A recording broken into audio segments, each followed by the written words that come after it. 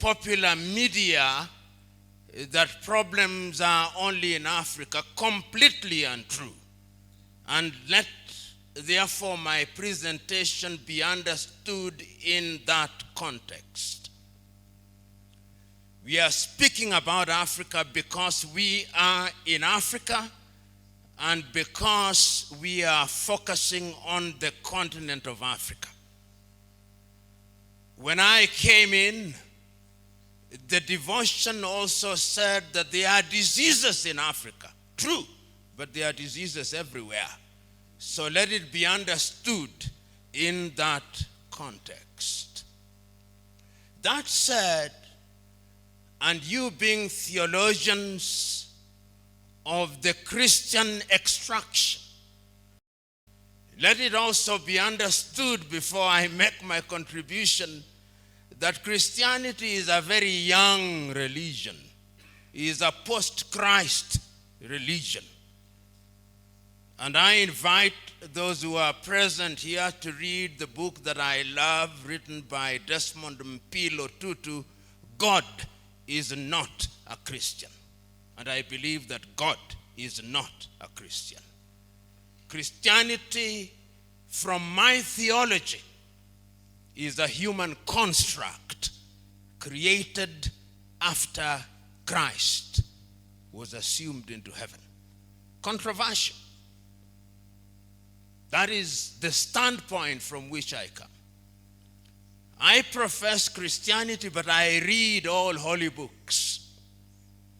I read the Hindu Gita, and I'm familiar with Hindu mythology. I read the Mahabharata. I hope all of you have read the Mahabharata, because the writers of the Mahabharata say that he who has not and she who has not read the Mahabharata has read nothing, and I agree with him. The Hindu Mahabharata was written 5,000 years before Christianity and is 11 times longer than the Christian Bible. And when I talk about the Christian Bible, I mean the Bible that includes the 12 deuterocanonical books, sometimes referred to as the Apocrypha. And when I watch the Hindu Mahabharata, I begin to see theology, because the characters in that book attend a school under a tree, a banyan tree, and they are being taught theology. I urge you to read the Mahabharata. When I talk about theology, I'm also talking about theology before Christianity.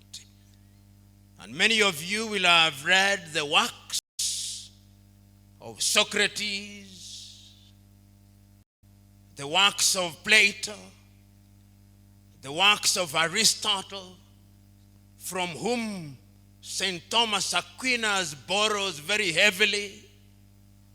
And that theology is also important because it is a theology that talked about gods, not God. That theology informed modern day Christian theology, and you are familiar with it as students of theology. When I talk about theology, I'm also talking about African theology. And those of you who are Africans will be familiar with the theology of Orunmila amongst the Yoruba peoples. Perhaps not documented, but that is also theology. Those of you, and many of you, are students of comparative religion. We must also be familiar with Islamic theology. So there is not one theology, there are theologies. And if one comes from that standpoint, one must therefore be very humble. I'm one who presently very slow to talk about denominations. Catholic Church, Anglican Church, SDA Church, Methodist Church, Today, when you tell me I'm an Anglican, I resist it. Although I was baptized in that church. And that to me represents an enlightenment. I feel I'm becoming closer to God when I run away from organized denominations. Because organized denominations bottle God and confine him to a very small space to which he does not belong. And the danger of theology, therefore, is that in my Anglican church, sometimes I hear the priest saying, we are going to learn about Anglicanism. And I said, is that about God, that Anglicanism? We are going to learn about Roman Catholicism. Is that about God or Roman Catholicism? We are going to learn about SDA. Is that about God or SDAism? And many of us are caught in that whirlpool. Today, I dare say that one of the greatest problems that bedevils Africa is religion. It is one of the things that debilitates Africa. Africa now finds herself in a space where many believe, wrongly in my view, that all our problems will be solved through prayer and fasting. Wrong. The divine instruction, as I understand it, was go ye and subdue the earth, and by the sweat of thy brow thou shalt eat. There is no shortage in Kenya, even those of you who came from outside, who have seen many crusades in billboards in Nairobi, Kenya. And when you travel across Africa, there is no shortage of individuals going by different names. Prophet, prophetess. And yet those of you who are students of theology will be told that the age of prophethood ended, some say with John the Baptist, some say with Micah, but they are prophetess and prophets. There is no shortage of apostles running around Africa producing rabbits out of hats in the name of fake miracles. There is no shortage of them. That is part of the African problem, but we do not want to confront it, particularly you theologians. You do not want to confront it. There is now a theology in Africa of making people feel good without making them good. That is wrong theology. It is unbiblical and is dangerous to Africa. Because the Bible that I read does not say it. The Bible that I read is specific and unequivocal. When I read the book of 1 Kings, and I read the story of the prophet Elijah and his confrontation with Ahab and Jezebel, he says, bring forth the 400 prophets of Baal and the 450 prophets who are prophets of Asherah, and let them come to Mount Carmel, that we may know if God is God, let him be worshipped, and if Baal is God, let him be worshipped. No two ways. Choose. And a choice is made. That is the Bible that I read. And I don't think it has changed, even if you have the American or the NIV or the King James. That one has never changed. So there is no equivocation in the Bible. It's about choice. The other Bible that I read is to be found in Joshua 24, and you'll be familiar with it. The last meeting between Joshua and the elders of Israel before he passes on at Shechem says, remember, before we crossed, before I called Abraham and Nahor from his father Terah, they worshipped other gods. And he narrates what he did to them and how he came into the land of the Amorites. And he tells them, choose you now whether you want to worship the gods that your fathers worshipped before they crossed the Jordan, or the gods of the Amorites in whose land you dwell. As for me and my house, I shall serve the Lord. No equivocation, clarity, choices being made. I read that.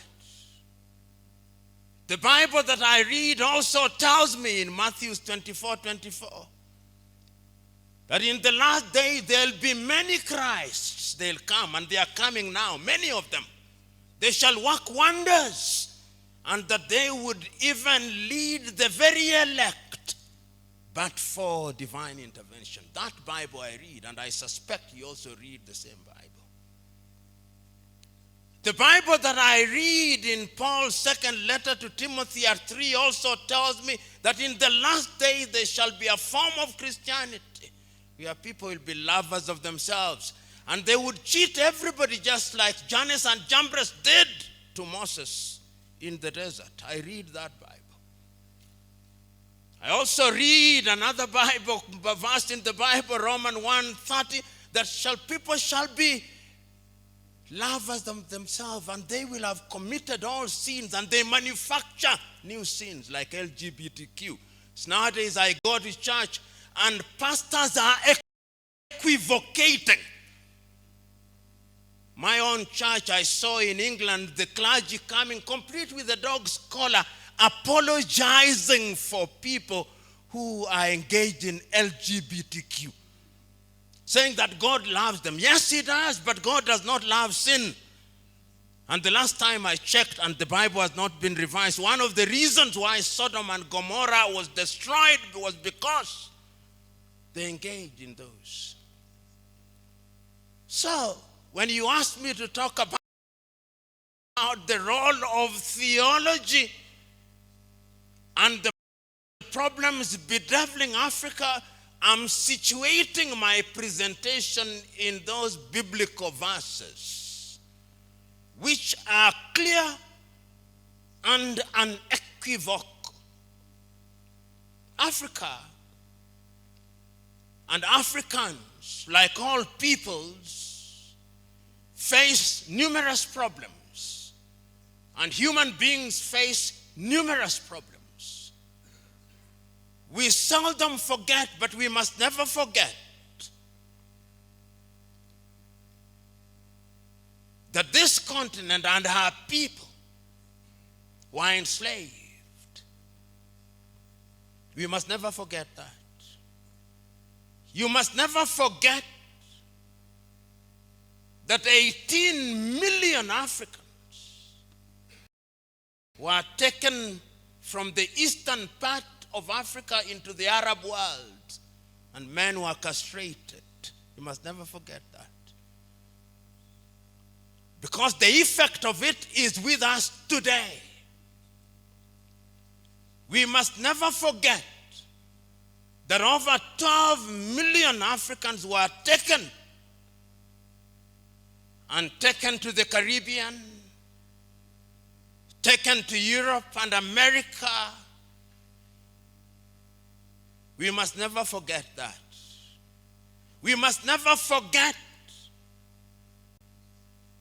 that in Southern Africa, the apartheid regime was underwritten through verses from the Bible by the Dutch Reformed Church. You must never forget that. Upon a theology based in the Bible. Fact. We must never forget that the Roman Catholic Church was involved in slavery, and they have apologized for it. We must never forget that the Church of England was involved in slavery, and they have apologized for it, using the Bible. Theology. Slaves, obey your masters like you obey Christ in the Bible. Not revised. You go and read it. There is a verse like that. So when we talk about theology and African problems, we must remember that the effects of slavery are alive and with us today. When slavery was gone, it is Christians again, William Wilberforce. And I can, through history, see him standing in the House of Commons saying that slavery should be abolished, but that Africans should not be freed even when slavery is abolished and slave trade.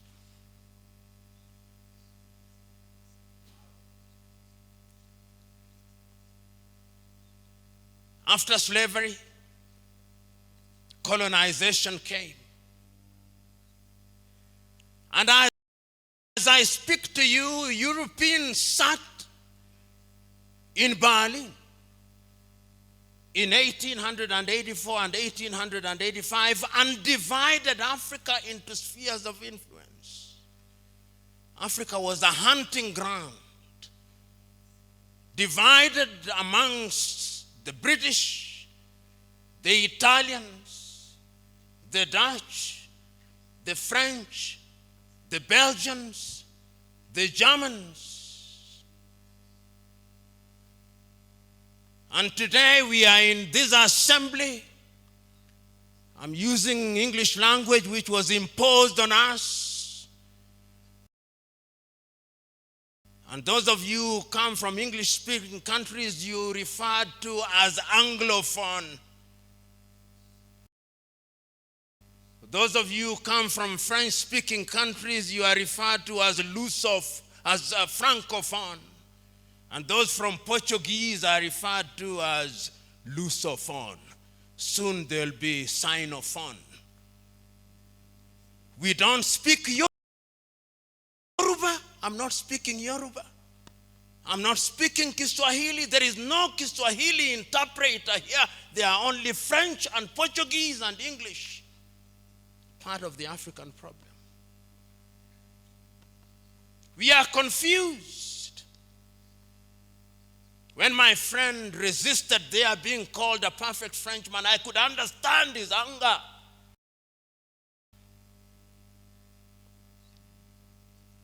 Because the colonial project was a dehumanizing and humiliating process.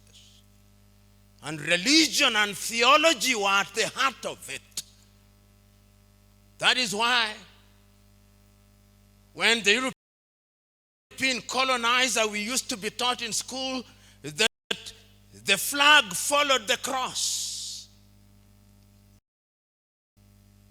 I went to Zanzibar, and a young man was taking me through the dungeons, and he showed me there was the school where they taught Africans that they may use them in their labor. There is the church that they touch their spirit, that they may be spiritually confused.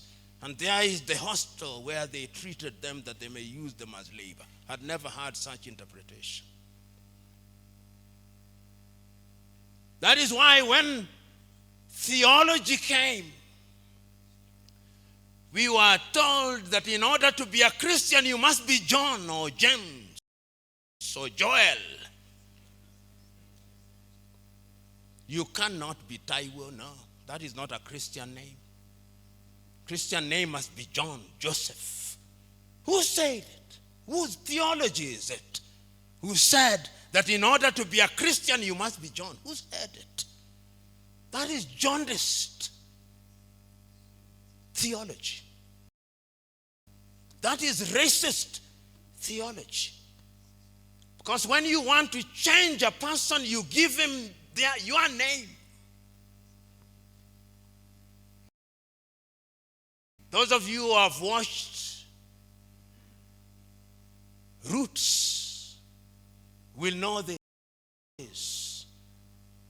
Alex Haley's Roots. You capture Kunta Kinte, and in order to dehumanize him, you call him Toby. That is also theology. So, African problem is also colonization. So as we speak now, there are Nigerians here. There are Ghanaians here. There are Congolese, Democratic Republic of Congo, and then there is Congo, named after Ferdinand de Brazza, called Brazzaville. I look forward to the day they change Brazzaville's name. At least they changed Leopoldville into Kinshasa. This is the reality. This is part of the problem. The Democratic Republic of Congo will never know peace because of religion, Roman Catholicism, and colonization. These are the problems bedeviling Africa. And we never say it. King Leopold of the Belgians caused 13 million Congolese to be killed. Twice the number of the Jews that were killed by Adolf Hitler at Holocaust. But we have forgotten. We Africans have a short memory. But the Jews will never allow you to forget. Never, ever. But we Africans have forgotten. Part of the African problem is short memory, amnesia is part of our problem. And that is why we keep on repeating the same mistakes time and over. Colonization is part of the problem that affects Africa. Because after colonization ended, we have another thing called Neocolonization. And it is alive and well. That thing called Neocolonization is alive and well. And if you doubted whether it's alive and well, I want you to see what is happening in Guinea-Conakry. I want you to see what is happening in Niger. I want you to see what is happening in Burkina Faso. I want you to see what is happening in Chad. And I want you to see the arrogance of the French president when he says, my ambassador shall not leave, my bases shall not be removed. At least yesterday he capitulated. The neo-colonial project is alive. So when you talk about theology and what it can do, sometimes courtesy of theology, because you want to be good, you don't raise your voices. The last time I checked, John the Baptist's voice was alive and well in the wilderness. Where is the voice of the church amidst all this? Africa's problem is also neo-colonization. From slavery to colonization to neo-colonization, which is an ongoing project. And Ghana's Kwame Nkrumah was right in 1965 when he said, the last stage of colonization is neo-colonization, and is alive and well. And we see it. Today, I tell Africans because of neo-colonization, I'll come to what I think theology can do. Today in Africa, here in Nairobi, Kenya, if you want to buy something from a supermarket, you go to Carrefour, which is French. You want to buy fuel, you go to Total Energies or Rubies, which is French. You want to have your pizza, which is made by Kentucky Fried Chicken, which is American, you have it carried by Glovo, which is Spanish. If you want to have security, you have it by G4S, which is British. If you want your home guarded, is guarded by KK, which is Gardaworld from Quebec. If you want to have chicken, it's Kentucky Fried Chicken. If you want your airports managed, it's Swissport from Switzerland. That is the state of Africa. Consuming what we do not produce and producing what we do not consume. Just look at it. That is it. And when you are in that state, you are a slave. When you are in that state, you are dehumanized. When you are in that state, you are not behaving as if you are made in the image of God. If you run across Africa, there is no shortage of organizations which are designed to debilitate Africans through NGOs, USAID. Right now they are busy dropping food in Sudan and Somalia. UK Aid, Danida, GIZ. There is no shortage of them, and Kwame was right again. The colonialist comes under different guises, but they kill your spirit to survive. So Africa is bedeviled by all these things. And until the scale falls from our eyes and the wax melts from our ears, we will not go anywhere. So what can you do amidst all these things? What can religion do? What can theological schools do? Can they do anything that is useful? Can they change people's lives? Can they empower people? The Bible can be disempowering, and the Bible can also be empowering. You know, several years ago, when my child was young and wanted to be baptized, I went for preparation. She had not attained the age of majority. She was 1. And my provost at the All Saints Cathedral asked me whether I believed in child baptism. I said, I don't. It's not biblical. There is nowhere in the Bible where anybody was baptized as a child. And if it was biblical, Christ would have been baptized as a child. Then he said, why do you bring your child? I said, because I know you people. When my child comes here as an adult, you'll ask her, why were you not baptized? So she got baptized, but I said it has no biblical basis completely. This is man-made. Then they say, but they used to dedicate the children. I say that was Jewish tradition. Christianity has roots in Judaism, but it's not Judaism. So the Bible can be misinterpreted. Another time, I'm invited to speak to politicians here in Kenya. And when they have read, they say that all leadership comes from God. I said, no, it's not true. There's so many crooks in leadership in Africa and elsewhere, they could not possibly be coming from God. Then they say, but it's biblical. I said, the book of Romans was written by Paul in the year 1577 to 1508 AD, 57 AD, 58, when he was going to Rome on trial. And some of the things are not inspired. They were informed by the politics of the day. He was softening the rulers in Rome, but it did not help him. When he arrived there, he was arrested, detained, and he was executed.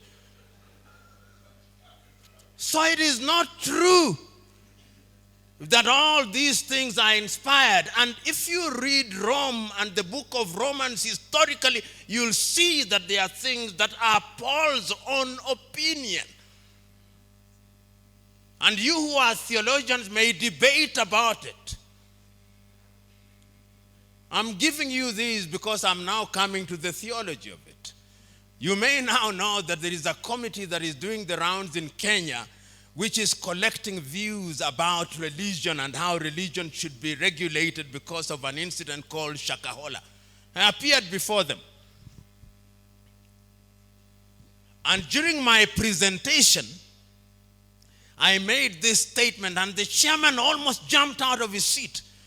I said that the Nicene Creed was a political settlement. He said, that is heretical. He must have said that from his body language. And I said it was political. Then the person said, why? When in 324 AD they invited the 100 or so many bishops in Nicaea, only 80 attended. You theologians know. And how the Nicene Creed then came about, that the Spirit proceeds from the Father and the Son, was a battle between Arian and Athanasius. And Athanasius won the day. And even now, I told him, in the Eastern Orthodox, the phylloky is removed. And you don't say the Spirit proceeds from the Son. It says proceeds from the Father only. It was a political settlement. Then he said, but why are you saying this? I told him, because I'm a Christian of Berea. The Christian of Berea questions. And Paul is him who says in Acts of the Apostle that why he liked the Bereans, when the gospel has been preached to them, they went home and asked, we heard you saying all these things. We are fact-checking you. We are fact-checking you. Because we now have a theology in Africa particularly and in the world where preachers of the gospel are busy writing little explanatory books about the Bible, and their congregation reads those books rather than the Bible. The joy of many preachers today is that I've written 20 books. Read my books, and they don't say buy my books. They say donate. Deception. Just be right. Say buy my books. And if you ask people whether they have read the Bible, many have not. I did a challenge. I'll not do it here because some of you will fail.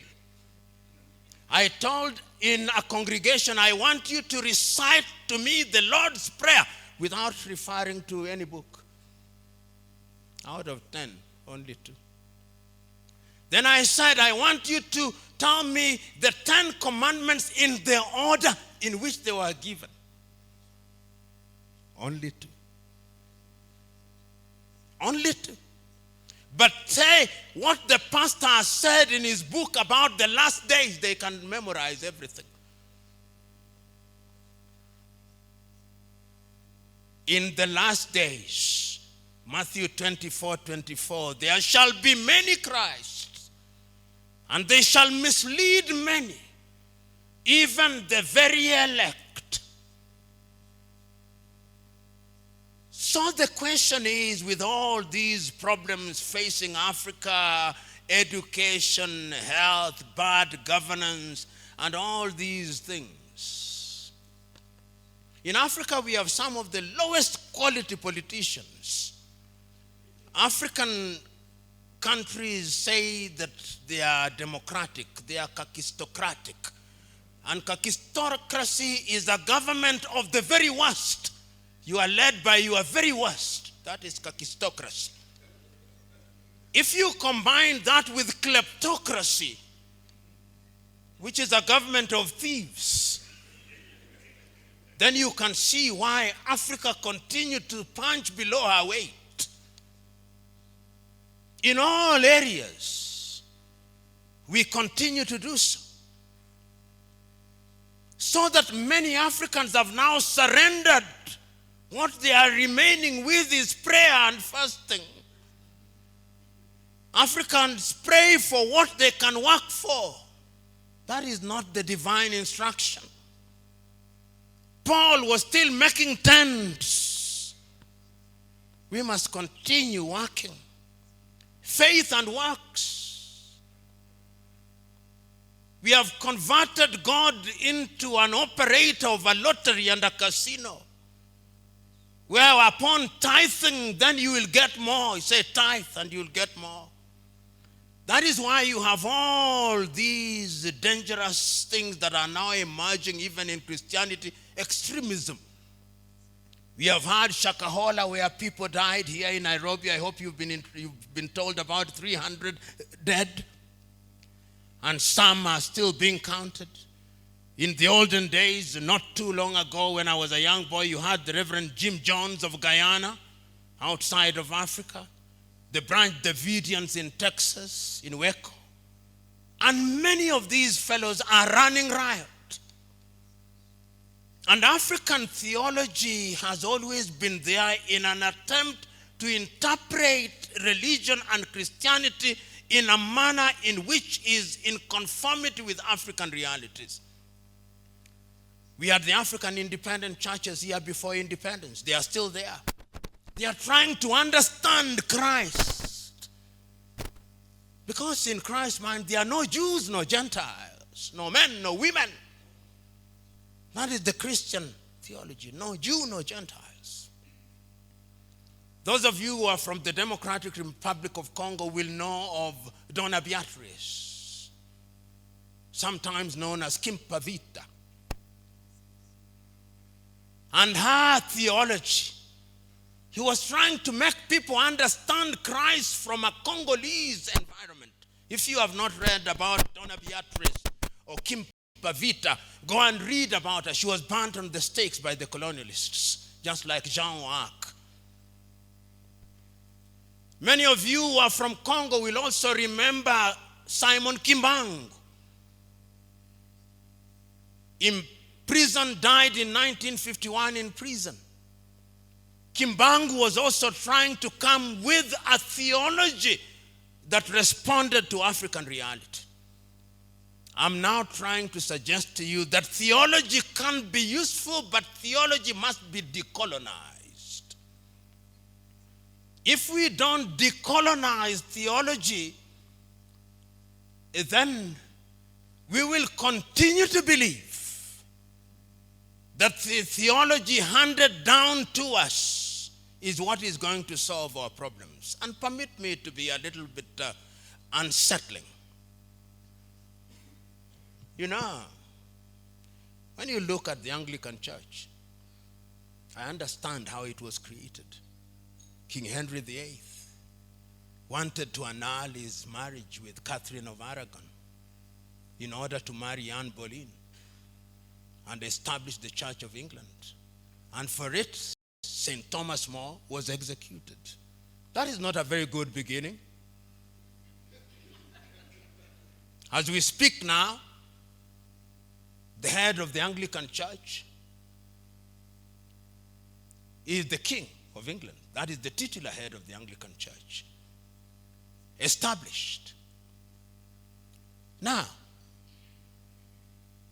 if you want that theology where the head of the Anglican Church is my head to solve my African problems, can they solve my African problems? No. When they are now saying that before they give African aid, and ask Uganda, they must follow LGBTQ. I personally was the victim of a demonstration in South Africa because I had spoken firmly and unequivocally against LGBTQ. When I went to deliver a lecture at Cape Town University, there were demonstrations against me on the 29th of May. But I said, that is what I believe in. And we must not equivocate. We must not, in the name of political correctness, now say, oh, because we want IMF and World Bank to help Africa, therefore we must say, but God loves everybody. Yes, indeed it does. But it tells you to do things in a particular way. If we allow aberrations to be mainstreamed, then there is no sin.